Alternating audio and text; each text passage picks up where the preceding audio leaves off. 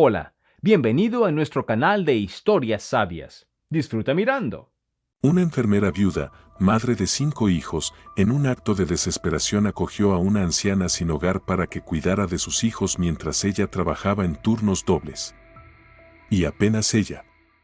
Hola, queridos amigos. Hoy queremos compartir con ustedes la historia de una mujer que encontró fuerzas para empezar una nueva vida después de una tragedia, y de cómo una desconocida sin pasado cambió por completo su destino.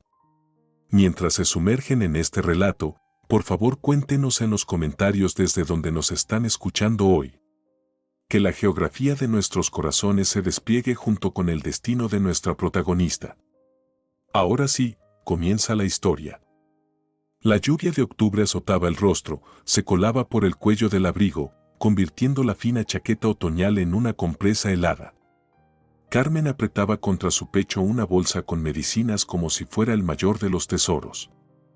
La tos de Elías no cedía desde hacía 3 días, y la fiebre, como si se burlara, había subido a casi 39.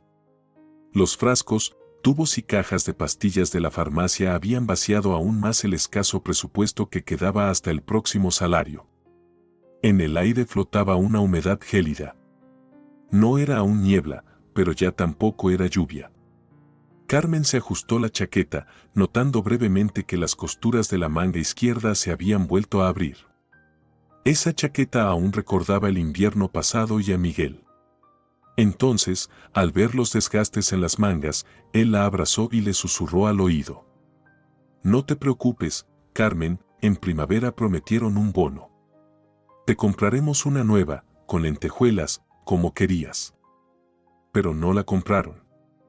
Su memoria le devolvió aquel día en que el mundo se partió en dos, antes y después. Miguel fue al astillero como siempre, a las 6:30, y nunca regresó. El operador de la grúa no lo vio al girar el brazo. Todo ocurrió en un instante, le dijeron después.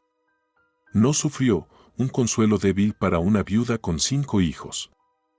Carmen parpadeó, limpiándose la humedad de los ojos, sin saber si eran gotas de lluvia o lágrimas.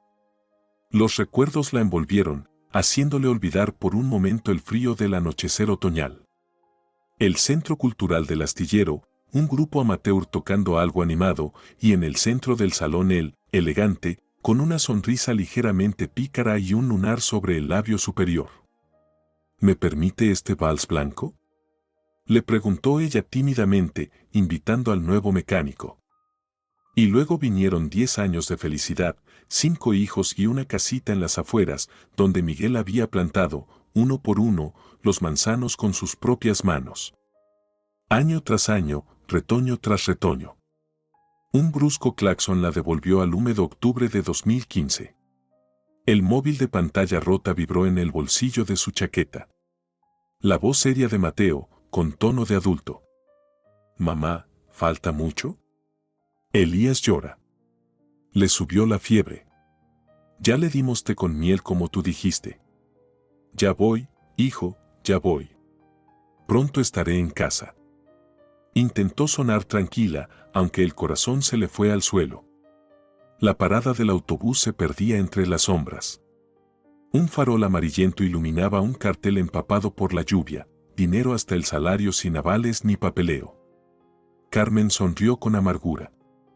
Esos mismos carteles llenaban la entrada de su edificio, como sanguijuelas dispuestas a sacarle lo último a los que ya no podían más. Clínica, última parada, gruñó el conductor del autobús sin apartar los dedos del móvil. Del altavoz sonaba un triste flamenco. Durante el viaje, su compañera de asiento se quejaba por teléfono de las nuevas tarifas de servicios y los absurdos gastos del mantenimiento del edificio. Ya vivimos al límite, y ahora otra factura con nuevas líneas, y la boda de mi hija encima, todo con la pensión. Carmen se giró hacia la ventana, donde los bloques grises de 5 pisos pasaban uno tras otro, iguales como gotas de agua. En la clínica, donde ella trabajaba como enfermera, ya estaban apagando las luces. Recordó la conversación de ayer con el director, el doctor Armando, un hombre corpulento con mirada grasienta. Carmen, ¿para qué tanto orgullo? Estás sola con los niños y yo puedo ayudarte. Certificados para el jardín sin hacer fila, una baja médica cuando la necesites. Solo tienes que ser un poco más amable, ¿sí? Recordando los dedos pegajosos de él en su codo, Carmen se estremeció aún más que por el viento húmedo. Cruzar la calle frente a la clínica se había convertido en toda una prueba desde que habían movido el paso peatonal 200 metros más allá, supuestamente por seguridad, pero en realidad solo alargaban el rodeo. Carmen, dudando, se decidió a cruzar la calle por un lugar indebido. Elías necesitaba su medicina. Cada minuto contaba. Miró rápidamente a su alrededor, no venía ningún coche, y puso un pie en la calzada. En ese mismo instante, un todoterreno negro apareció de repente en la curva, cegándola con sus faros. La mujer se quedó paralizada, como un conejo ante una serpiente, apretando la bolsa con los medicamentos entre sus manos. De pronto, alguien la agarró bruscamente del brazo y la jaló hacia la acera. El todoterreno pasó a toda velocidad, salpicándolas con una ola de agua sucia. El conductor ni siquiera frenó. ¿Pero cómo es posible, querida? Hay que tener más cuidado. La vida vale más que todas las prisas del mundo, se oyó a su lado una voz femenina suave. Carmen, aún temblando por lo sucedido, se volvió hacia su salvadora. Frente a ella estaba una mujer mayor, con un abrigo oscuro y desgastado. Algunos cabellos grises escapaban del borde de una boina bastante usada, pero su postura era recta, casi majestuosa, y su mirada, clara y penetrante. «Muchísimas gracias», murmuró Carmen. «Tengo mucha prisa. Mi hijo está enfermo, tiene fiebre alta». «Lo entiendo», asintió la desconocida. «Me llamo Esperanza». «¿A dónde vas? ¿Puedo ayudarte en algo? Estás muy pálida». Caminaron hasta el banco más cercano en la parada. Carmen, sin saber bien por qué, le contó a aquella extraña mujer sus penas, la enfermedad de Elías, el mayor, Mateo, que con solo 10 años se había convertido en su apoyo, y el trabajo que la dejaba exhausta. «Y no hay manera de encontrar una niñera. ¿Quién aceptaría quedarse con 5 niños por lo poco que puedo pagar? Y por las noches hago turnos extra. Las clínicas privadas siempre necesitan enfermeras. Solo que ya no sé cuándo dormir». Carmen se detuvo, de pronto avergonzada por haber hablado tanto. Esperanza la escuchaba atentamente, sin interrumpir. En su mirada no había solo compasión, sino una comprensión profunda. Como decía Séneca, no hay refugio frente a la desgracia más que uno mismo, pero yo creo que nadie debería cargar solo con todo. La mujer hizo una pausa. «Podría ayudarte con los niños. Sin cobrar. Me llevo muy bien con ellos, antes daba clases». Carmen la miró con desconfianza. Por dentro, algo se revolvía con sentimientos contradictorios.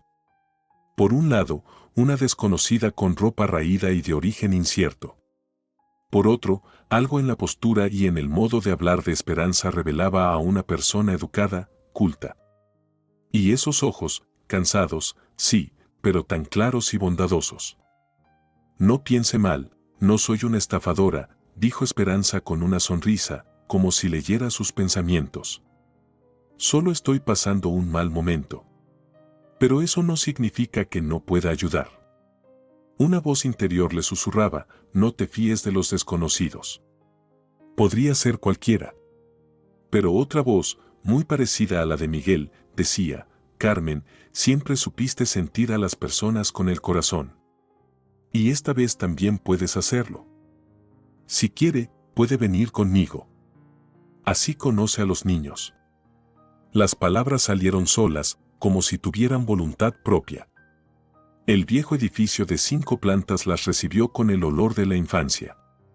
Esa mezcla especial de leche hervida, guantes mojados secándose en el radiador y algo indefiniblemente hogareño.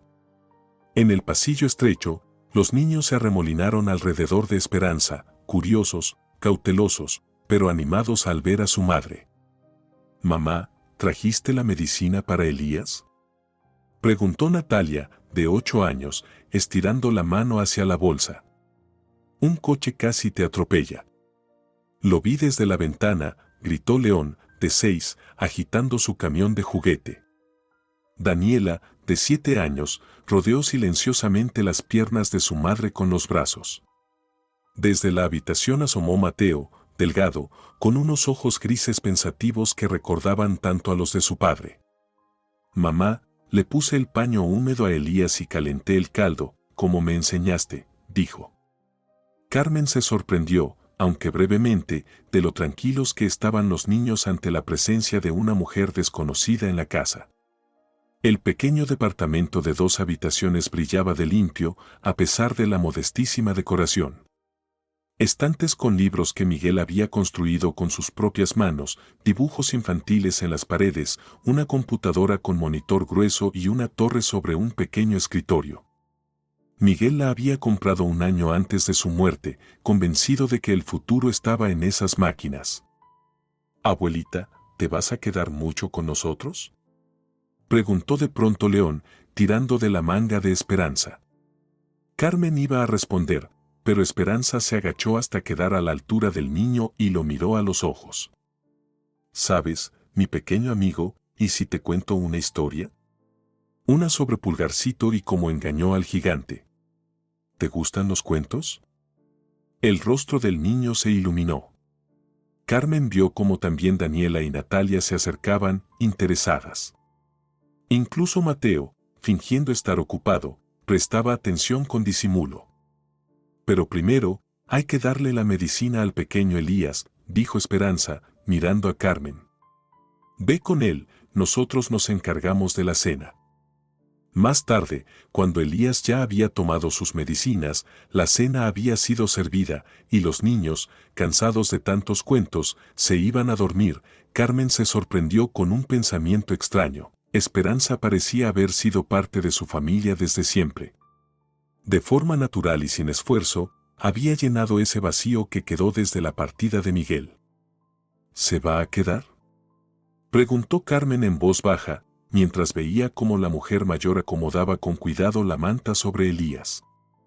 Esperanza se giró hacia ella, y en la penumbra de la noche, sus ojos brillaron con una luz especial. «Si usted lo permite». La tenue luz del farol de la calle se colaba por una rendija de la cortina, iluminando el borde de la mesa donde yacía una fotografía. Un hombre sonriente, con un lunar sobre el labio superior, sostenía a un bebé en brazos, a su alrededor, 4 niños y una joven mujer rubia. Carmen se quedó mirando la imagen y por primera vez en mucho tiempo sintió que tal vez lo peor ya había pasado. El turno nocturno en la sala de urgencias era un tiempo especial en el hospital. Los pasillos se vaciaban, las voces se apagaban y hasta el linóleo, siempre crujiente, parecía contener la respiración esperando el amanecer. Carmen estaba en la sala de procedimientos, ordenando instrumentos estériles para el día siguiente. Sus manos trabajaban en automático, pero su mente giraba en torno a la extraña visitante que había irrumpido en sus vidas como una enviada de otro mundo. Esperanza, ¿de dónde había salido? ¿Por qué ellas?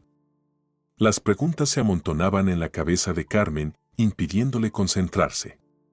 En apenas 3 días, aquella mujer había transformado su difícil rutina. La casa parecía iluminada por una luz invisible. Los niños habían dejado de pelearse, hacían los deberes sin que se los recordaran, y el pequeño Elías mejoraba más rápido de lo que el pediatra había previsto. Otra vez en las nubes, la voz de Verónica, la enfermera del consultorio de al lado, sacó a Carmen de sus pensamientos. «Mira que se te va a caer algo, y el doctor Armando te devora viva». Verónica, una mujer baja, de corte de pelo corto y mirada aguda, se había trasladado hacía apenas un mes desde el hospital provincial. Se sabía poco de ella, salvo que era viuda de un militar y vivía con su tía en las afueras. Estaba pensando nada más, Carmen sonrió. «Sabes, ahora tenemos una ayudante en casa con los niños. Una mujer increíble». Pero el relato sobre Esperanza no despertó entusiasmo en Verónica, sino alarma. «¿Estás loca?», siseó, mirando hacia la puerta. Dejaste entrar a tu casa a alguien que no conoces. ¿En estos tiempos? Cuando los niños desaparecen, cuando en la tele no hablan de otra cosa más que de estafadores. Sus palabras se enroscaron alrededor del corazón de Carmen como tentáculos fríos. ¿Quién era realmente esa mujer? Y sí. Cada noche reviso que todo esté en su lugar. No tenemos objetos de valor, empezó a justificarse Carmen. ¿Nada de valor? ¿Y tus 5 hijos no son un valor? Verónica cruzó los brazos. ¿Por lo menos viste su pasaporte? Carmen bajó la mirada. Esperanza no tenía pasaporte ni ningún otro documento. La voy a revisar en las bases de datos, declaró Verónica con decisión. Un excompañero mío trabaja en la policía. ¿Al menos le tomaste una foto? La puerta del consultorio se abrió de golpe sin previo aviso y en el umbral apareció el doctor Armando, un hombre corpulento, con entradas marcadas y una mirada autoritaria. Carmen, venga a mi oficina. Tenemos que hablar sobre su horario del próximo mes. La recorrió con una mirada evaluadora y desapareció tan repentinamente como había llegado. El despacho del director, siempre impregnado del olor de un costoso perfume y cigarrillos, le provocaba a Carmen una inquietud difícil de describir. El doctor Armando estaba sentado detrás de su enorme escritorio, jugueteando con una estilográfica de lujo. Siéntese, Carmen, dijo señalando la silla frente a él. ¿Cómo están sus niños? Debe de ser difícil, ¿verdad?, sola con todos. Su compasión sonaba tan falsa como un piano desafinado. Carmen se tensó, percibiendo en el aire la inminencia de algo desagradable. Me las arreglo, doctor. Gracias por su preocupación. Justamente de eso quería hablar, se recostó en la silla. De la preocupación. He notado que trabaja demasiado, que toma turnos extras. Así se va a enfermar, y entonces, ¿quién cuidará de los niños? Su mirada bajó por su cuerpo, deteniéndose en el pecho, y Carmen instintivamente se cerró más el uniforme. Yo podría ayudarla, Carmen. Financiera y regularmente. Lo suficiente para que no necesite doblar turnos y pueda pasar más tiempo con sus hijos. Su voz bajó de tono. Lo único que pido a cambio es un trato especial. Somos adultos, ¿no es así? Por dentro, todo se heló. Años llevaba esquivando esa conversación, navegando entre insinuaciones y ambigüedades. Y ahora ahí estaba, de frente, sin rodeos. Doctor, yo. No responda todavía, levantó la mano. Piénselo por sus hijos. Sin padre, sin un sustento decente, y usted solo tendría que dar unas pocas horas a la semana. Se acabarían muchos problemas. Miguel. ¿Qué diría Miguel? En su mente resonó su voz, suave y firme. Carmen, hay que seguir creyendo en las personas, incluso cuando decepcionan. Si no, ¿para qué vivir? Recordó cómo, 4 años atrás, Miguel había traído a casa un bultito tembloroso de pelos. Un perro abandonado, con la pata rota y un ojo infectado. Lo vamos a salvar, dijo Miguel entonces. Y sí que lo salvaron. Varón, así lo llamaron, se convirtió en un fiel amigo de la familia. Tras la muerte de Miguel, Carmen tuvo que llevarlo al campo con unos parientes. En un departamento con 5 niños, un perro grande era imposible. Pasearlo después del trabajo estaba fuera de sus fuerzas y también de las de Mateo. Los niños aún lo echaban de menos. Lo pensaré, mintió Carmen, aunque ya sabía la respuesta. La casa la recibió con olor a panecillos recién horneados y risas infantiles, un sonido que casi había desaparecido de esas paredes desde la partida de Miguel. Carmen se quedó inmóvil en el umbral, sin poder creer lo que veía. La habitación estaba en perfecto orden. Los libros bien colocados, los juguetes guardados en sus cajas. En la mesa, flores frescas en un tarro de mermelada. Natalia y Daniela estaban sentadas en el suelo, dibujando con entusiasmo en sus cuadernos. León construía una torre con piezas de un viejo juego de construcción y Elías, ya sin rastro de enfermedad, dormía en el sofá abrazando a su oso de peluche. Mami. Daniela fue la primera en correr hacia ella. Mira lo que dibujamos. Es una constelación. La abuela Esperanza nos contó sobre la Osa Mayor y Orión. Y también aprendimos un poema, añadió Natalia, en un lugar de La Mancha, de cuyo nombre no quiero acordarme. Esperanza se asomó desde la cocina. Aquí está nuestra proveedora, dijo con una sonrisa. Sus ojos brillaban con una energía juvenil que contrastaba con su cabello canoso. Seguro tienes hambre. Siéntate, ya te sirvo. Durante la cena, los niños hablaban todos al mismo tiempo, contando emocionados su día. Resultó que Esperanza no solo les ayudó con las tareas, sino que le explicó a Mateo un tema complicado de física, le enseñó a Natalia a dibujar con perspectiva y a Daniela a bordar punto de cruz. Y luego miramos las estrellas desde la ventana y la abuela Esperanza nos habló de constelaciones y de países lejanos donde ha estado, compartió Mateo con entusiasmo, y sus ojos normalmente serenos brillaban con emoción. Carmen observaba a Esperanza discretamente.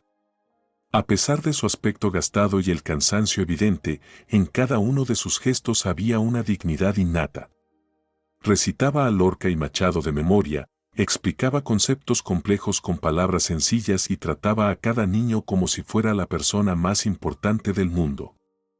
Cuando los niños ya estaban acostados, las dos mujeres se quedaron en la cocina con una taza de té entre las manos.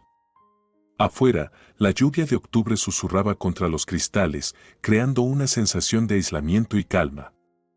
Tiene una forma increíble de relacionarse con los niños, dijo Carmen con cautela. ¿Trabajó con ellos antes?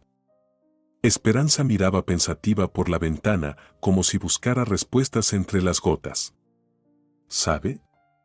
Es extraño, pero no puedo responder con certeza. Hace un año desperté en una cama de hospital sin memoria, sin documentos, sin dinero.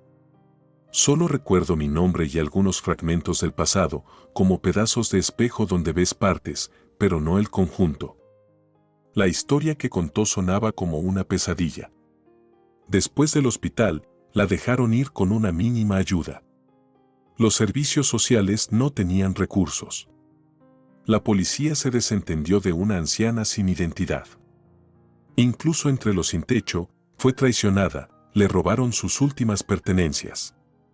A veces vienen destellos, dijo frotándose las sienes, como si intentara extraer recuerdos.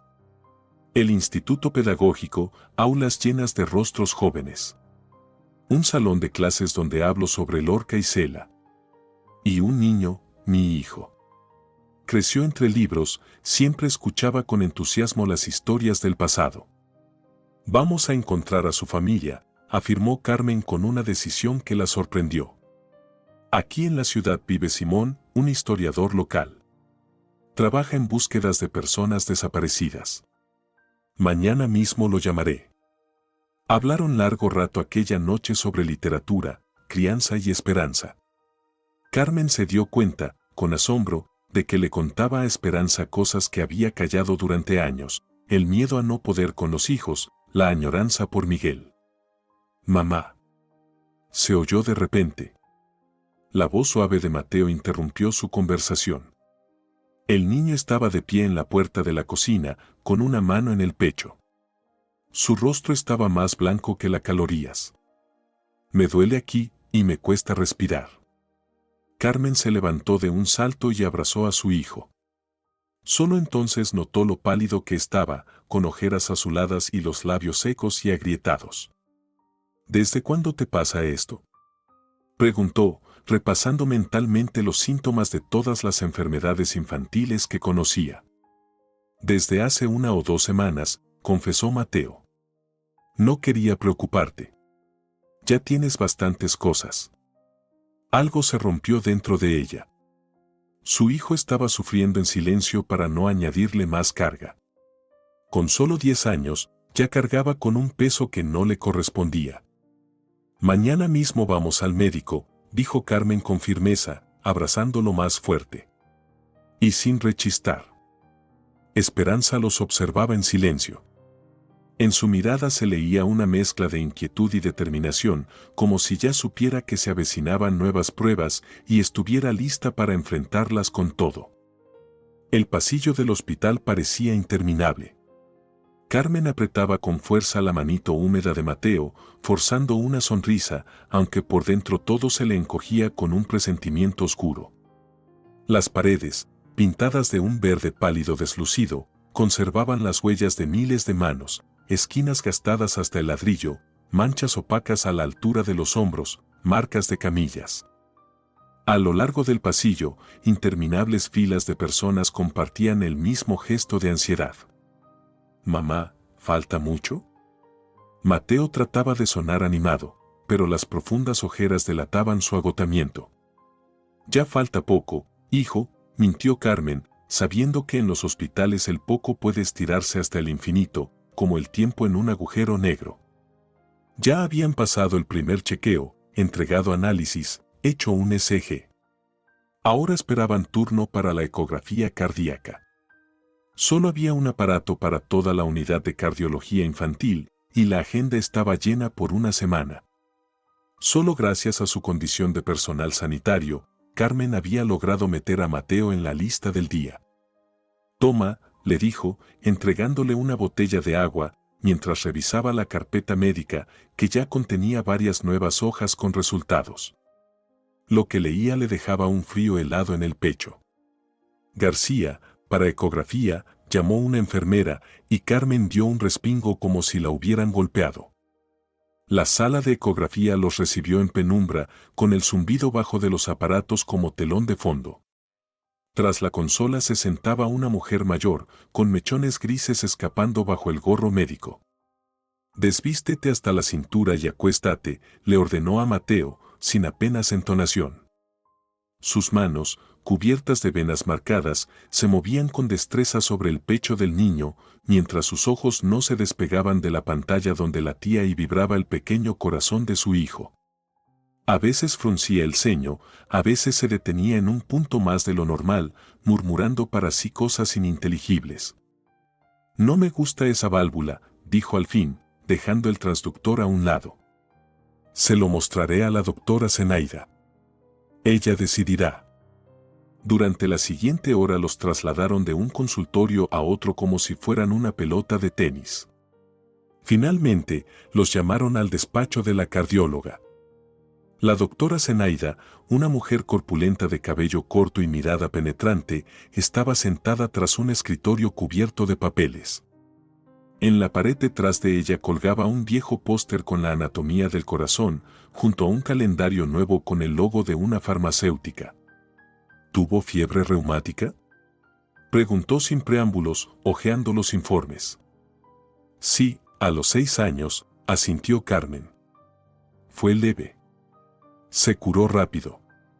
«Rápido, sí, pero al parecer no del todo», suspiró la doctora Zenaida. «El niño tiene una valvulopatía mitral y es grave. Requiere cirugía. No dentro de 1 año ni en 6 meses. Cuanto antes, mejor». El mundo perdió nitidez por un instante, como si alguien hubiera girado el dial de enfoque en la dirección equivocada. Carmen sintió cómo se le enfriaban las puntas de los dedos. «Pero, si recién empezó a quejarse», balbuceó. «Así pasa muchas veces», la cardióloga se inclinó hacia adelante. «La malformación se desarrolla lentamente, sin dar señales. Ahora el corazón está empezando a fallar. Puede entrar en lista de espera, sí, pero tardarán varios meses. Y luego, la rehabilitación, el control constante». Siguió hablando largo rato sobre posibles complicaciones, el costo de los medicamentos, la necesidad de cuidados permanentes, que el niño no debía estresarse, ni agotarse, ni practicar deportes. Incluso con la cobertura estatal, la rehabilitación posterior implicaría gastos que estaban fuera del alcance de Carmen. Cuando salieron del hospital, ya anochecía. Mateo caminaba despacio, deteniéndose a menudo para recuperar el aliento. «Mamá, ¿es cierto que mi corazón está roto?», preguntó de pronto, Al llegar al portal, Carmen se agachó frente a él, buscando sus ojos serios. No está roto, solo se ha enfermado un poquito, su voz tembló, pero logró controlarse. Lo vamos a curar. Los médicos nos van a ayudar y todo saldrá bien. Le acariciaba el cabello mientras en su interior una pregunta martillaba sin cesar. ¿Cómo? ¿Cómo voy a pagar todo esto? ¿Dónde consigo más trabajo? En casa los recibió Esperanza con los otros niños. Ya habían cenado, los más pequeños estaban entretenidos, pero en el ambiente se respiraba una tensión contenida. Mateo, encontré una película interesante sobre un viaje en velero alrededor del mundo, dijo Esperanza, tocando suavemente su hombro. ¿Quieres verla conmigo? Mateo asintió, y ella lo condujo a la habitación, donde YouTube ya estaba abierto en la vieja computadora. Carmen le sonrió con gratitud. Esperanza parecía intuir exactamente lo que el niño necesitaba, alejarse, por un momento, del miedo a hospitales y diagnósticos. Sola en la cocina, Carmen se permitió llorar. El aro de acero que le oprimía el pecho todo el día finalmente cedió, dejando salir la tensión, el miedo, el dolor. Lloraba en silencio, con el rostro hundido en un paño de cocina para no despertar a los niños. Cuando logró calmarse, se lavó la cara. Al día siguiente tendría que volver al trabajo y allí tomar decisiones sobre la operación, la rehabilitación, el dinero. Carmen, pase por mi despacho, la detuvo el doctor Armando en el pasillo de la clínica antes de que pudiera cambiarse. Escuché lo de su hijo. Lo lamento mucho. El despacho olía extrañamente a alcohol, a pesar de que no eran ni las 10 de la mañana. El director se veía desarreglado, con venitas rojas en los ojos. «Puedo ayudarla con la lista de espera para la operación», dijo sin rodeos. «Tengo contactos en el hospital provincial. Podrían operar al niño en un mes». El corazón de Carmen dio un brinco. Un mes en lugar de medio año. Pero enseguida cayó en picada al ver cómo el doctor Armando se levantaba torpemente y cerraba la puerta con seguro. Pero ya sabe, nada es gratis. Se acercó demasiado. Su aliento olía a alcohol mezclado con colonia. Justo esta noche estoy libre. Mi esposa y los niños se fueron con la suegra. Su mano se posó en su hombro y comenzó a deslizarse hacia el pecho. Carmen se echó hacia atrás. Doctor, no puedo. ¿Y tu hijo puede esperar 6 meses con un corazón enfermo? Espetó él, de pronto, con rabia. Eres enfermera. Sabes que el tiempo juega en su contra. Carmen se apoyó contra la pared, sintiendo como una oleada de asco y rabia le subía por dentro. Encontraré otra manera, logró decir. No hay otra, él la agarró por la muñeca. No te hagas la santa. Una viuda joven como tú, no estarás viviendo como monja, ¿verdad? Eso fue la gota que colmó el vaso. Carmen se soltó de un tirón y le dio una bofetada con toda la fuerza de una madre desesperada por la vida de su hijo. ¿Cómo se atreve? Su voz temblaba, pero sonó firme. Mi marido murió trabajando por mí y por mis hijos. Y usted no es más que una basura que trafica con la salud ajena. Los ojos del doctor Armando destellaron de furia. Está despedida, García, escupió entre dientes. Desde hoy. Y olvídese de cualquier ayuda para su hijo. Me voy por mi propia voluntad, dijo Carmen, abriendo de golpe la puerta del despacho. Y no vuelva a mencionar jamás ni a mi marido ni a mi hijo. En el pasillo la esperaba Verónica, apretando un teléfono en la mano. Grabé todo, dijo en voz baja. Cada palabra. Conozco a un periodista de un medio digital. Si tú quieres, podemos. Después, Carmen negó con la cabeza. Ahora tengo que pensar en Mateo. Fueron a la sala de descanso, donde Verónica preparó un té bien fuerte. Por primera vez, la mujer se abrió y habló de su vida. Su esposo, militar, había muerto en una zona de conflicto, dejándola sola. No tuvieron hijos. Se había mudado a la ciudad con su tía, que falleció hacía un mes. En esta guerra nuestra, invisible, tú y yo somos hermanas, dijo Verónica abrazando con fuerza a Carmen. Resiste. Algo se nos ocurrirá. Cuando Carmen, vacía y desconcertada, volvió a casa antes de lo habitual, se encontró con una escena inesperada. En la cocina, sentados junto a Esperanza, estaba Simón, el historiador local al que ella había llamado días atrás. Un hombre bajito, con barba y gafas, explicaba algo animadamente mientras mostraba fotos en su tablet. «Carmen, qué bien que llegaste», exclamó Simón al verla. «Tengo noticias increíbles». En la pantalla había una fotografía de un periódico de hace 20 años, una nota sobre un concurso municipal de excelencia pedagógica. En la imagen, una joven Esperanza recibía un premio de manos de un funcionario. Maestra del año, Esperanza Herrera, cuyo hijo, estudiante, fue recientemente premiado en la Olimpiada Nacional de Historia, leyó Simón en voz alta. «Es usted, ¿verdad?». Esperanza miraba la foto, agarrada al borde de la mesa como si se sujetara a la realidad. Su rostro se torció de dolor, como si intentara alcanzar un recuerdo esquivo. «Sí, recuerdo esa ceremonia», susurró. Ricardo recibió el premio de historia. Le fascinaban los manuscritos antiguos. Su padre los coleccionaba. Más tarde, cuando los niños ya dormían, Esperanza esperaba a Carmen en la cocina. De la taza de té subía vapor, dibujando figuras en el aire. «¿Estás segura de querer ir tú sola?», preguntó en voz baja. «¿No sería mejor que vaya yo?». «No», respondió Carmen, sentándose junto a ella. «Si ese joven realmente es su hijo, necesito saber que es digno de usted», no dijo en voz alta el resto, «que no la rechace otra vez, que no le haga daño, que merezca ser encontrado». Esperanza asintió en silencio. Sus dedos jugaban nerviosamente con el borde de su suéter tejido. La mañana empezó con ajetreo. Carmen daba instrucciones a los niños, enumerándolas con los dedos. «Natalia, tú eres la encargada de las flores. Daniela, asegúrate de que Elías tome su medicina a tiempo. León, nada de jugar con el constructor en el suelo. ¿Recuerdas la última vez, cuando la abuela Esperanza pisó una pieza? Y tú, Mateo», se detuvo, mirando a su hijo mayor. Durante la noche, estaba aún más pálido, con los ojos hundidos y los labios teñidos de un leve tono azulado. «Yo voy a ayudar a la abuela Esperanza», dijo él con seriedad, esforzándose por erguirse. «Y también voy a revisar que todos hagan los deberes a tiempo». Ese abuela Esperanza sonó tan natural que a Carmen se le encogió el corazón.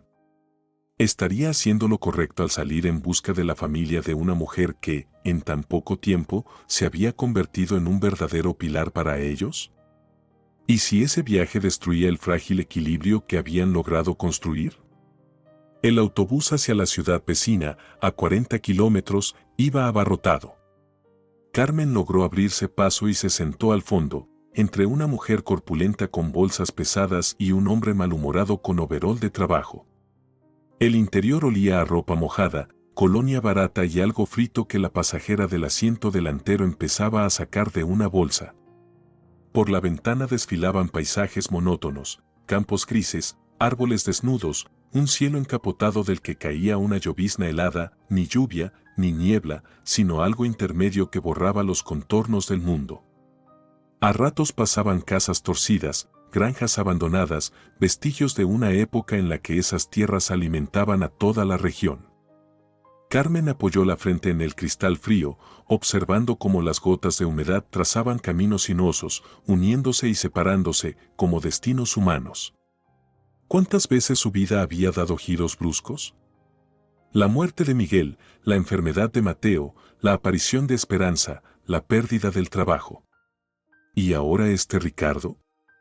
¿Otro giro o un callejón sin salida?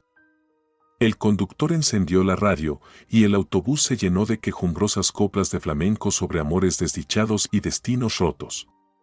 La mujer de las bolsas tarareaba por lo bajo con los ojos cerrados. ¿Sabes?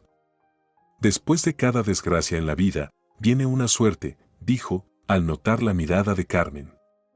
Lo dice la canción. Y es verdad, hija. Yo enterré a 4, mi marido, mi hijito, mis padres. Pensé que no iba a sobrevivir. Y luego nació mi nietecita, y fue como si saliera el sol. Ahora voy a verla, llevo cositas. Le dio unas palmaditas a sus voluminosas bolsas como si fueran seres queridos. Carmen asintió en silencio. También ella creía que tras la vuelta del camino podía esperarla la luz. Vivía por esa fe. Valdemorillo la recibió con bloques grises y avenidas anchas. La ciudad era más grande y moderna que su centro comarcal. Siguiendo la dirección anotada, Carmen llegó a un barrio tranquilo de la zona histórica, donde casonas antiguas convivían con modernos chalets. La casa que buscaba destacaba entre todas. Una antigua mansión de ladrillo rojo, con buhardilla y torrecillas, perfectamente restaurada. Las ventanas con marcos de madera conservaban el estilo original, pero el videoportero en la verja de hierro forjado delataba que el dueño no renunciaba a las comodidades del presente. El corazón le latía con fuerza descontrolada cuando presionó el timbre. Tras una larga pausa, una voz masculina, grave, sonó por el interfono. ¿Quién es? Buenas tardes, vengo a ver a Ricardo Herrera. Su propia voz le sonó ajena. Es un asunto personal. Otra pausa. Si es del editorial, debe agendar cita con mi secretaria. Si es del museo, ya entregué toda la documentación ayer. Soy yo, Carmen respiró hondo. Es sobre su madre. Esperanza. La verja se abrió casi de inmediato, con un chirrido agudo. Por el sendero de grava se acercaba un hombre alto, de cabello oscuro recogido en una coleta descuidada. Su rostro, alargado, con pómulos marcados y ojos atentos, recordaba a Esperanza, como si sus rasgos hubieran sido redibujados por una mano más dura. ¿Quién es usted? ¿Qué sabe sobre mi madre? Preguntó Ricardo con tono exigente, deteniéndose a apenas 2 pasos de Carmen. Me llamo Carmen García, y creo que sé dónde está su madre ahora. El despacho de Ricardo era impresionante. Una estancia de doble altura con entrepisos llenos de estanterías, como sacada de una película de época. A lo largo de las paredes se alineaban vitrinas con artefactos históricos, monedas antiguas, fragmentos de manuscritos, pedazos de cerámica. En la pared opuesta a las ventanas colgaban cuadros enmarcados con molduras pesadas, paisajes sombríos, vistas históricas. La tecnología moderna se integraba con discreción al entorno. Un ordenador con 3 pantallas se escondía en un mueble antiguo, el proyector estaba camuflado como una lámpara, y sobre el escritorio colgaba un escáner 3D bajo un dosel decorativo. Pero lo más conmovedor era una fotografía sobre la mesa, Esperanza, con al menos 15 años menos, espalda erguida, mirada orgullosa, observando directamente al objetivo como si atravesara el tiempo. Siéntese y cuéntemelo todo, dijo Ricardo, señalando una butaca junto a la ventana. Desde el principio, sin omitir nada. Carmen comenzó a relatar su historia, el encuentro casual bajo la lluvia, la ayuda con los niños, los recuerdos que poco a poco volvían a Esperanza y lo poco que habían logrado reconstruir con ayuda de Simón. Ricardo la escuchó sin interrumpir, solo los brazos cruzados y los nudillos blancos revelaban su tensión. Hace un año mi madre desapareció, dijo al fin cuando Carmen terminó. Iba a tomar unas vacaciones en la costa. Compró un paquete turístico. Yo la llevé a la estación, subió al tren y nunca más supe de ella. No llegó al hotel. Su móvil estaba apagado. Puse una denuncia, contraté a un detective, publiqué avisos, la busqué por todos lados. Nada. Se acercó a la ventana, observando las hojas que caían en el jardín. Siempre sospeché de mi exnovia, Mariana. Tuvimos una relación intensa que terminó justo antes de la desaparición de mi madre. Estaba resentida. ¿A qué se dedica su exnovia? Preguntó Carmen. Tasadora de antigüedades. Trabaja con colecciones privadas, respondió con una sonrisa amarga. Mi padre fue un reconocido coleccionista de libros y manuscritos antiguos. Tras su muerte, hace 5 años, heredé la casa y la colección. Fue aquí donde conocí a Mariana. Venía a evaluar unos ejemplares. Ricardo se dejó caer en un sillón. Sus hombros se hundieron. Mi padre me dejó no solo la casa y los libros, sino también su pasión por la historia. Crecí entre estos volúmenes, aprendí a leer letras capitulares desde niño. Él solía decir, en el pasado están las llaves del futuro. Tras su muerte, seguí su legado, pero a mi manera. Creé un sitio web con una exposición virtual de ediciones raras, inicié proyectos de restauración. Mi madre siempre me apoyaba. Hasta aquel día. Guardó silencio, sumido en los recuerdos, y luego se levantó de golpe. Venga. Quiero mostrarle algo. Subieron por una estrecha escalera al segundo piso, donde Ricardo abrió la puerta de una pequeña habitación. A diferencia del resto de la casa, allí el tiempo parecía haberse detenido. Una cama con colcha blanca bordada, un armario con vestidos y blusas cuidadosamente colgados, una mesa con muchas fotos enmarcadas. Cojines bordados, mantillas de encaje, pilas de libros junto a la cama. No he tocado nada desde ese día, dijo Ricardo en voz baja. Ni siquiera dejo que limpien. Lo hago yo mismo. Pasó la mano con delicadeza por los lomos de los libros. Siempre le gustó Lorca. Él comprendía el alma de la mujer, solía decir. Carmen tomó un álbum de fotos de la mesita de noche y lo abrió al azar. Desde una página amarillenta la miraba un pequeño Ricardo abrazando un enorme globo terráqueo. A su lado, una joven Esperanza y un hombre alto, con barba y una mirada penetrante. ¿Su padre? Sí, Ricardo sonrió levemente.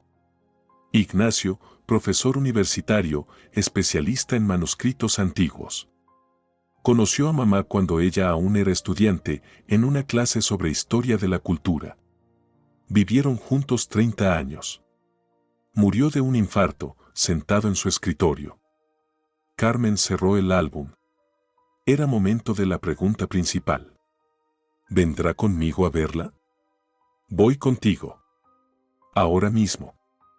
El camino de regreso lo hicieron en el todoterreno azul oscuro de Ricardo, con los cristales polarizados. Conducía en silencio, concentrado, lanzando de vez en cuando miradas rápidas a Carmen, como si buscara en su rostro respuestas a preguntas que no se atrevía a formular. Solo cuando tomaron la carretera rompió el silencio. Hábleme de su familia. De sus hijos. Carmen le contó brevemente, sin adornos, pero con sinceridad. De Miguel, de su muerte, de sus 5 hijos y de cómo había logrado salir adelante durante el último año. ¿Mateo tiene un problema de corazón? Ricardo le lanzó una mirada atenta. Lo noté, lo mencionó un par de veces. Malformación de la válvula mitral, respondió Carmen, mirando por la ventana. Necesita una operación. Urgente y costosa. Conozco gente en la clínica provincial, dijo Ricardo tras una pausa. ¿Podría ayudar? Carmen lo miró. Es muy generoso de su parte, pero no vine por eso. Solo quería encontrar a la familia de Esperanza, nada más. Lo sé, dijo él, sonriendo por primera vez en todo el encuentro. Y eso hace que merezca aún más que la ayuden. El coche tomó una carretera secundaria, una ruta más corta, según Ricardo. Las ruedas crujían sobre las hojas caídas. Las ramas golpeaban los cristales como dedos impacientes. Ahora debo contarle sobre Mariana, dijo de pronto Ricardo, bajando la velocidad, para que sepa con qué podríamos enfrentarnos. La historia que relató era tan común como aterradora. Una mujer ambiciosa, de buena familia empobrecida. Un apasionado romance con un coleccionista adinerado. Planes de boda y un descubrimiento devastador, la prometida estaba valorando en secreto su colección para venderla en el extranjero. Mamá me lo advirtió, confesó Ricardo con amargura. Decía que Mariana se interesaba demasiado por mis libros y muy poco por mí. Insistía en que, si me casaba, debía hacer un acuerdo prenupcial. Yo no la escuché. Pensé que era celos. Pero un día vi su conversación con un marchante extranjero. Hubo un escándalo. La eché de casa. Y una semana después, mi madre desapareció. ¿Cree que Mariana tuvo algo que ver con la desaparición de Esperanza? Estoy seguro. Pero no tengo pruebas, dijo, apretando el volante. Tiene una coartada sólida, todo parecía en regla. Pero lo sé. Fue ella. Al llegar al pueblo, ya atardecía. El día otoñal se desvanecía. Las farolas se encendían una a una, reflejándose en los charcos como pequeñas estrellas. Es aquí, en la esquina, Carmen señaló el edificio de 5 pisos. Ricardo aparcó, apagó el motor y permaneció unos segundos inmóvil, antes de exhalar con fuerza. Tengo miedo. Esas 2 palabras, pronunciadas sin dramatismo y con una honestidad desarmante, de pronto lo hicieron más cercano, más comprensible. Carmen rozó suavemente su mano. Vamos. Ella te espera. Esperanza estaba sentada en un sillón cuando entraron. Sus manos, apoyadas sobre las rodillas, temblaban levemente, pero su postura seguía erguida y su mirada, clara. Los niños se acurrucaban a su alrededor como pajarillos en su nido, percibiendo la tensión del momento. Mamá, la voz de Ricardo se quebró y se deshizo en un susurro. Esperanza se levantó lentamente. Sus ojos, fijos en su hijo, se llenaron de lágrimas. Ricardo, mi niño. Corrieron el uno hacia el otro, como 2 mitades de un todo que había estado demasiado tiempo separado. Ricardo la abrazó con cuidado, como si temiera que se deshiciera entre sus brazos. Carmen condujo a los niños hacia la cocina, dejándoles a madre e hijo un momento a solas. Pero unos minutos después, la voz de Esperanza rompió el silencio con un grito. Carmen, ven rápido. Carmen entró corriendo en la sala y encontró a Esperanza aferrada a la mano de su hijo, con los ojos muy abiertos, mirando al vacío, como si viera algo invisible para los demás. Lo recuerdo, su voz temblaba entre el terror y el alivio. Recuerdo cómo esa mujer les decía a sus cómplices, asegúrense de que no vuelva jamás. Mariana. Era Mariana. La lluvia azotaba los cristales como si la naturaleza acompañara el drama del momento. Esperanza, agotada por la oleada de recuerdos, se dejó caer sobre el respaldo. Ricardo la sostenía de la mano. Su rostro era más pálido que el papel. La memoria volvía a Esperanza en fragmentos, como jirones de papel que alguien intenta recomponer con dedos temblorosos. Al principio, solo imágenes, la estación, la llovizna, la voz de la azafata. Luego, sonidos, el traqueteo del tren, voces apagadas tras la puerta del compartimento, el susurro de las páginas de un libro que leía antes de dormir. Y finalmente, los rostros. Eran 3, la voz de Esperanza sonaba apagada, pero firme. Estaba sentada en la mesa de la cocina, apretando entre las manos una taza de té que hacía tiempo se había enfriado. Ricardo tomaba nota de sus palabras, interrumpiendo solo para aclarar detalles. Uno era el revisor, el que me trajo el té. Había algo en él, un somnífero, supongo. Recuerdo haber despertado en una estación cualquiera, en un vagón vacío. Me estaban sacando hacia un coche. Mariana estaba allí, dando órdenes. Nada de rastros. Nada que me vinculara. Su hijo la miraba con ternura y dolor, temeroso de interrumpir aquel delicado flujo de recuerdos. Luego, un viaje largo. Me tuvieron en un sótano. Recuerdo el olor a moho, el frío. Mariana vino 2 veces. La segunda, la escuché decir, asegúrense de que no vuelva jamás. Ahí supe que pensaban matarme. Sus dedos se aferraron con más fuerza a la taza, como si se sujetara al presente con ella. Me sacaron de noche. Creo que querían simular un accidente, tirarme por un barranco o ahogarme. Pero en el camino el coche se estrelló y yo salí despedida. Me encontraron en la cuneta. Desperté en el hospital comarcal, sin memoria, sin documentos. Ricardo se levantó, le quitó con cuidado la taza de las manos y abrazó a su madre con fuerza. Los encontraremos, mamá. Te lo prometo. Se alejó hacia la ventana, sacó su teléfono, escribió un mensaje corto, esperó una respuesta y asintió para sí mismo. Mi amigo Andrés es investigador de casos especiales, explicó Ricardo, volviéndose hacia Carmen. Iniciamos una investigación oficial. En ese momento, desde la habitación donde dormían los niños, se oyó un sonido extraño, un medio sollozo, medio gemido. Carmen se levantó de un salto, abrió la puerta y vio a Mateo sentado en la cama. Su rostro estaba desfigurado por el dolor. Sus labios tenían un preocupante tinte azulado. Mamá, me siento mal, susurró. Siento que algo me aprieta el pecho y no me deja respirar. La noche se convirtió en una pesadilla interminable, la ambulancia, la sala de urgencias del hospital comarcal. El diagnóstico del cardiólogo de guardia fue tajante. Insuficiencia cardíaca aguda por progresión del defecto valvular. Requiere hospitalización inmediata en un centro de cardiología. Carmen se sentía como un grano de arena atrapado en un torbellino. De pie junto a la cama de su hijo, veía cómo las enfermeras conectaban los monitores, mientras sus dedos temblaban sin control. Era como si todas sus emociones hubieran sido apagadas, dejando solo el entumecimiento y una sensación de irrealidad. Carmen. La voz de Ricardo la sacó de su trance. Estoy llamando a mi contacto en el Centro Cardiológico Regional. El doctor Herrera es un cirujano líder.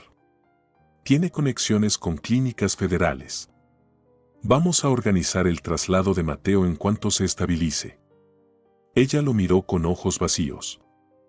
Pero, ¿la lista de espera? ¿El dinero? Tú ayudaste a mi madre, respondió él, apoyando una mano en su hombro.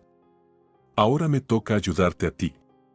Y no se trata de dinero, se trata de la vida de tu hijo.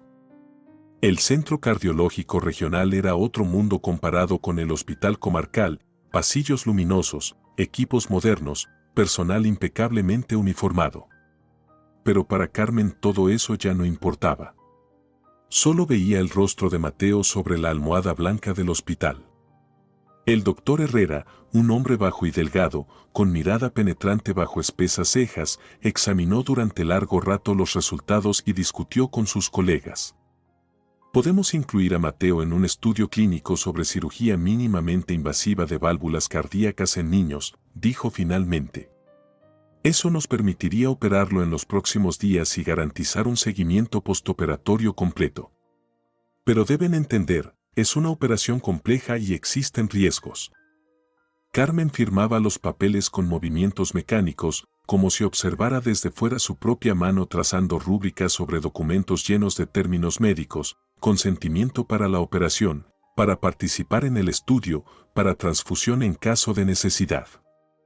Cada firma era una sentencia y una esperanza. Los días previos a la cirugía se fundieron en una espera ansiosa. Esperanza pasaba todo el tiempo permitido con Mateo. Le traía libros, le leía en voz alta, le contaba historias maravillosas, como si sus palabras pudieran retenerlo en este mundo. ¿Sabes, Mateo? Le dijo un día, sentada junto a su cama. Hace muchos años inventé una historia para mis alumnos. Era sobre un niño con el corazón enfermo que soñaba con ser capitán. Los médicos decían que no podría ir al mar, pero él amaba los barcos y creía tanto en su sueño, que su corazón fue haciéndose más fuerte cada día. Y un día se convirtió en el capitán de un gran barco y dio la vuelta al mundo. Mateo escuchaba sin respirar.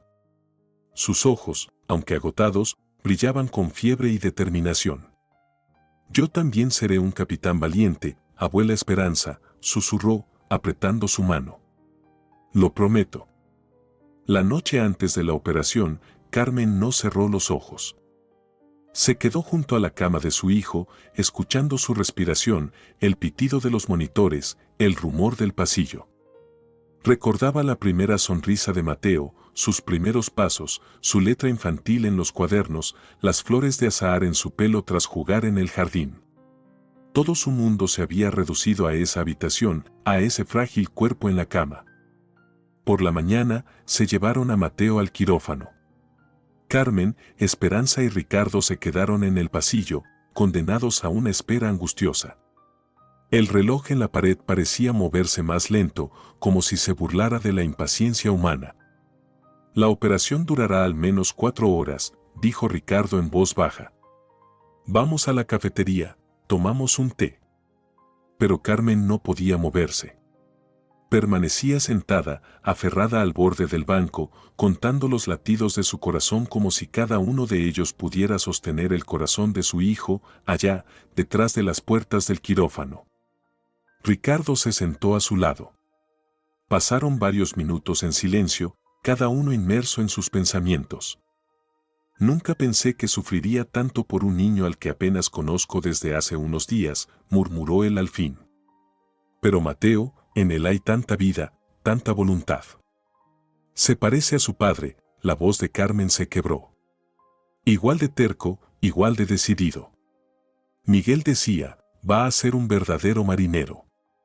Armaban barquitos juntos, se interrumpió, tragando un nudo en la garganta. Ricardo cubrió con delicadeza su mano con la suya. Mateo va a salir adelante. Yo creo en él. Durante la operación, Ricardo se ausentó un par de veces para contestar llamadas y coordinar con el investigador.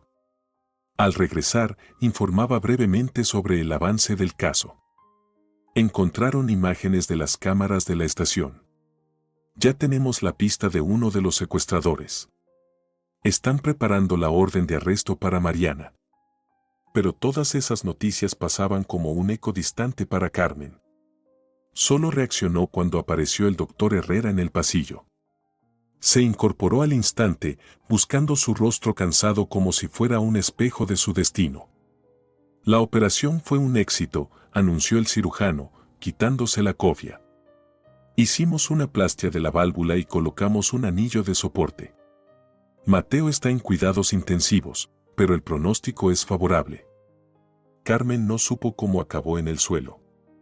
Sus rodillas se doblaron y se dejó caer, cubriéndose el rostro con las manos. Pero no eran lágrimas de desesperación, era la tormenta de alivio que por fin rompía el dique del autocontrol. Los días de recuperación de Mateo coincidieron con el desenlace de la historia de Esperanza. El investigador encontró pruebas concluyentes de la implicación de Mariana en el secuestro, grabaciones en las que hablaba con individuos sospechosos en el andén, correos electrónicos con uno de los atacantes, testimonios de testigos.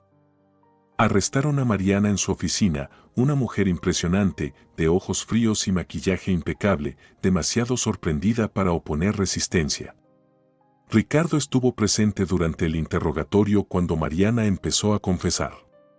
No mostraba verdadero arrepentimiento, sino que intentaba justificar sus actos, saltando de un tema a otro como si intentara recomponer su imagen rota.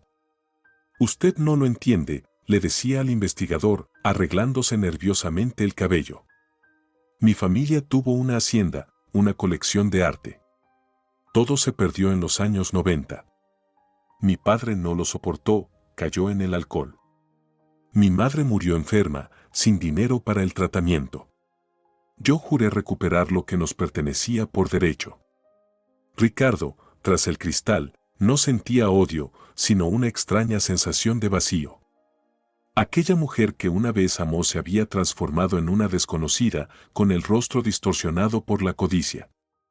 Cuando Mariana firmó la confesión, Esperanza pidió, inesperadamente, verla. Ricardo se opuso rotundamente, pero su madre insistió. El encuentro entre ambas mujeres en el centro de detención no duró más de 15 minutos. Nadie supo de qué hablaron, pero cuando Esperanza salió, su rostro no mostraba victoria, sino una tristeza profunda y serena. El dinero y las cosas se pueden recuperar, le dijo a su hijo. Pero el alma, cuando se pierde por perseguirlos, no se recupera jamás. Mateo se recuperaba más rápido de lo que habían previsto los médicos. A las 24 horas de la operación lo trasladaron de la UCI a una habitación normal, luminosa, amplia y equipada con tecnología de punta. Ricardo se había asegurado de que el niño recibiera la mejor atención y todos los medicamentos necesarios. El color volvía al rostro de Mateo, sus ojos volvían a brillar con curiosidad. Un leve rubor aparecía en sus mejillas. Leía con avidez los libros que le traía Esperanza y le hacía a Ricardo preguntas sobre manuscritos antiguos y mapas. Un día, cuando se quedaron a solas, Mateo preguntó en voz baja: ¿Puedo ver esos libros y mapas que digitalizaste para tu página? Especialmente los de marineros y exploradores. Ricardo sonrió. En ese niño de ojos serios veía reflejado al niño que él mismo fue, la misma sed de saber, la misma determinación. Claro que sí, Mateo. Te enseñaré todo lo que tengo. ¿Sabes? Mi padre tenía un mapa rarísimo de la expedición de Magallanes con anotaciones manuscritas del capitán y diarios de navegantes como Elcano, Vasco da Gama, Cortés. Cuando estés más fuerte, los veremos juntos. Los ojos del niño se iluminaron con tal entusiasmo que Ricardo, sin pensarlo, le revolvió el pelo con ternura, un gesto que surgió del corazón, inesperado incluso para él. ¿Y de verdad podremos verlos? Mateo se sonrojó un poco por el gesto, pero no se apartó. ¿Yo, mi mamá, León, las niñas y Elías? Por supuesto, asintió Ricardo. Todos juntos. Esa noche, de regreso del hospital, Ricardo pensaba en la extraña cadena de eventos que lo había llevado hasta ese momento. Como la desaparición de su madre, el hecho más terrible de su vida, acabó transformándose en una especie de hallazgo inesperado. No solo había recuperado a su madre, sino que había encontrado personas que, sin saber cómo, se le habían vuelto entrañablemente cercanas, la frágil pero fuerte Carmen, el reflexivo Mateo, y esa alborotada pandilla de niños. Por primera vez en mucho tiempo, Ricardo sintió que su casa, llena de libros e historia, pero vacía desde hacía un año, volvía a tener vida. Y esa sensación era como la de un náufrago que, tras mucho vagar en la oscuridad, al fin divisaba la luz de un faro. El sol de abril bañaba las calles antiguas de Valdemorillo, despertando a los árboles aún dormidos. Los primeros brotes temblaban en las ramas como una promesa tímida y el aire resonaba con trinos alegres. Había en esa frescura algo profundamente esperanzador, como si la naturaleza confirmara que el invierno, al fin, había terminado. Carmen estaba de pie junto a la ventana abierta del segundo piso de la vieja casona, observando cómo Ricardo daba una clase improvisada en el jardín con los niños. Les mostraba cómo calcular la edad de un árbol. León se había trepado a sus hombros para ver mejor. Natalia dibujaba todo en su cuaderno con mucha concentración, mientras Daniela y Elías contaban los anillos en voz alta, interrumpiéndose con entusiasmo. 6 meses. Solo 6 meses desde aquella lluviosa noche de octubre en que Esperanza entró en sus vidas. Y parecía una vida entera. Carmen pasó la mano por su nuevo teléfono, un regalo de Ricardo, y pulsó el botón de grabar para guardar ese instante. Ya dominaba la tecnología. No tuvo más remedio que aprender cuando comenzó a trabajar como enfermera en la clínica privada Neovida. Allí todo estaba digitalizado, desde los procedimientos hasta la agenda de citas. El trabajo no solo era bien pagado, sino también respetuoso. Valoraban la profesionalidad y no se toleraban los abusos de poder. ¿Otra vez espiando a los nuestros?, dijo a sus espaldas la voz de Esperanza. Había entrado en silencio, con una tablet en las manos. Ya preparé el material para el blog de mañana. Ricardo prometió revisarlo. Esperanza ya no era la misma. Rejuvenecida, elegante, con su cabello canoso perfectamente peinado.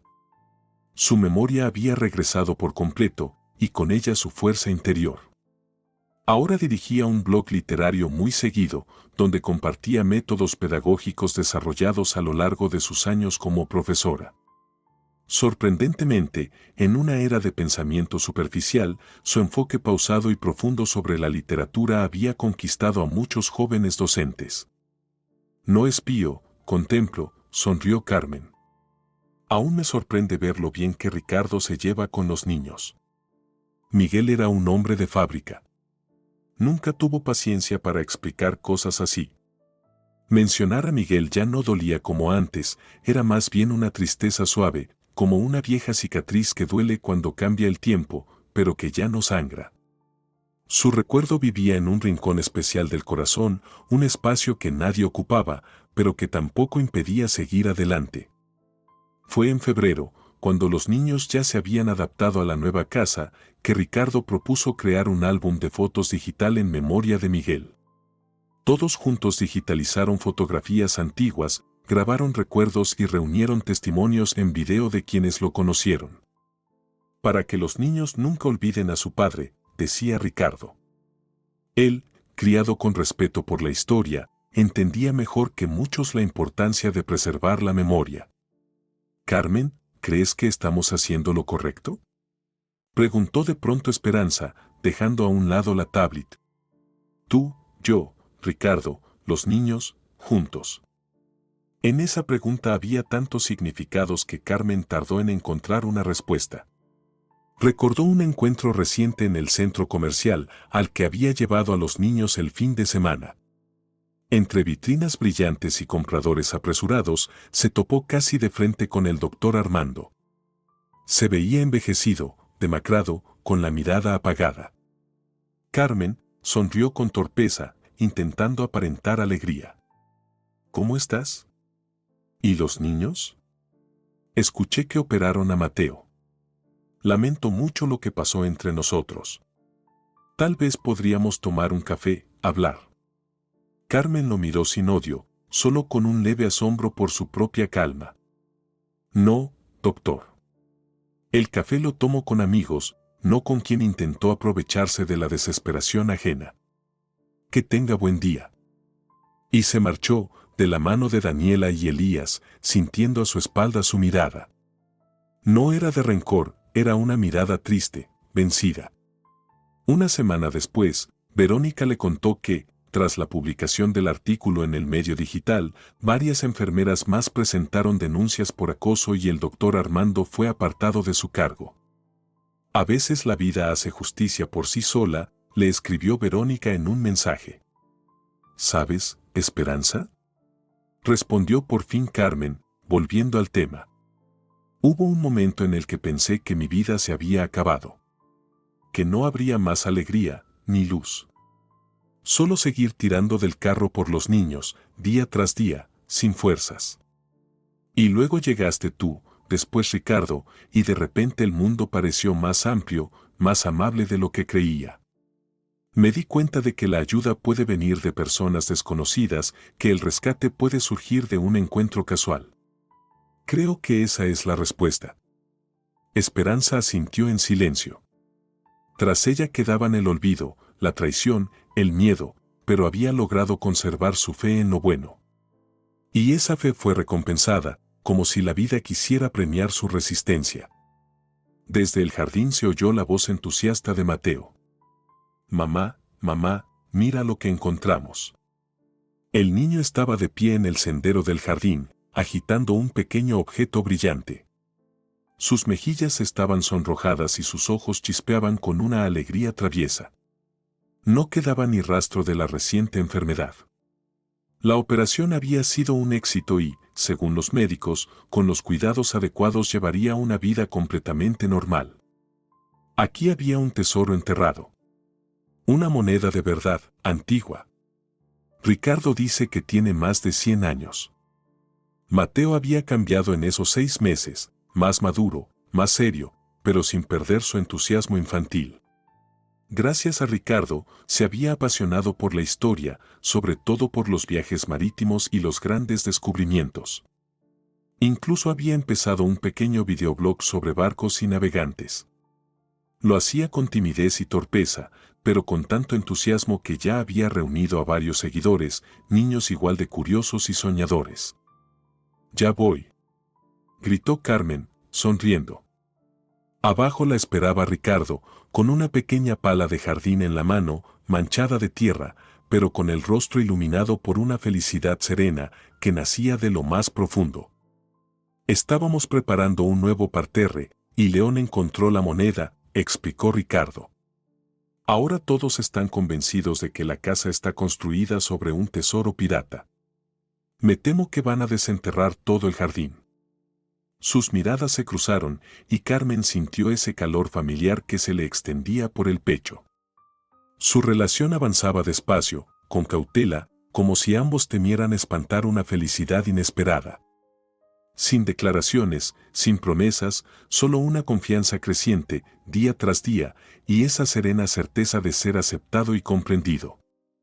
¿Te preocupan las flores?, rió ella. «Por los niños», respondió Ricardo con dulzura.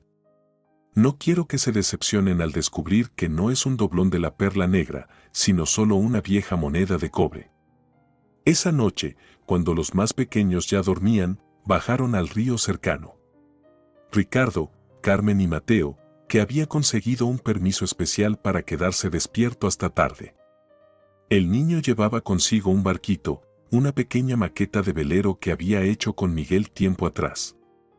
«Quiero soltarlo», dijo Mateo, acariciando los bordes cuidadosamente tallados. «Que navegue». Su voz mezclaba decisión y duda, como si estuviera dejando ir algo muy importante sin saber del todo si era lo correcto. Ricardo se agachó junto a él, mirándole a los ojos. «Este barco navega como memoria de tu papá, que nadie te puede quitar», dijo en voz baja. «Aunque desaparezca tras la curva del río, su recuerdo seguirá contigo. ¿Lo entiendes?». Mateo asintió, y con un gesto decidido puso el barquito en las manos de Ricardo. «¿Me ayudas?». Juntos lo colocaron sobre el agua. La corriente lo arrastró, lo hizo girar un par de veces y lo llevó río abajo, hacia el sol poniente que teñía la superficie dorada. Mateo lo siguió con la mirada, y en sus ojos brillaban lágrimas, no de tristeza, sino de algo limpio, esperanzador. «Adiós, papá», susurró apenas audible. «Nunca te olvidaré».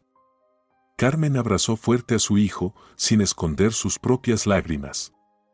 Y cuando Ricardo los rodeó a ambos con los brazos, ella supo que había llegado el momento de tomar la decisión que llevaba semanas posponiendo. 2 meses antes, Ricardo les había propuesto mudarse definitivamente a su casa. «Es demasiado grande para un solo historiador y sus libros», dijo entonces. Los niños estaban entusiasmados con la idea de vivir en un museo de verdad, pero Carmen dudaba. Temía perder su independencia. Temía traicionar la memoria de Miguel. La independencia no es vivir sola, sino decidir con el corazón, no con el miedo o el interés, le dijo Esperanza. Y Ricardo nunca la presionó.